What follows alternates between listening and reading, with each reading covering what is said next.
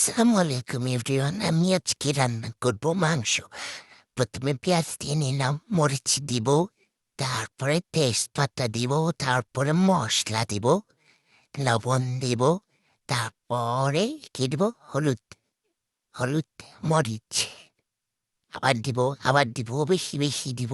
তারপরে এটা কিসের যেন গুঁড়া, কালো কালো, জানি না, বলে গেছি। যাই হোক, তারপর মাখিয়ে নিলাম। মাখিয়ে নেওয়ার পরে এখন একটা কড়াইয়ে তেল দিয়ে নিয়েছি, গামলার সমান কড়াই। তারপরে মাংসগুলা দিয়ে এখন ঘুটানাটা করে দিয়ে তারপরে ভালো মতো রান্না করতে হবে, রান্না করে নিতে হবে, রান্না করে নিতে হবে। তারপর ঢেকে দিতে হবে। তারপর আলু দিলাম। তারপর একটু ঘুটানাটা খুললাম। তারপর একটু পানি দিয়ে ঢাকুন দিয়ে ঢেকে দিলাম। দেন হয়ে গেল তরকারি রেডি।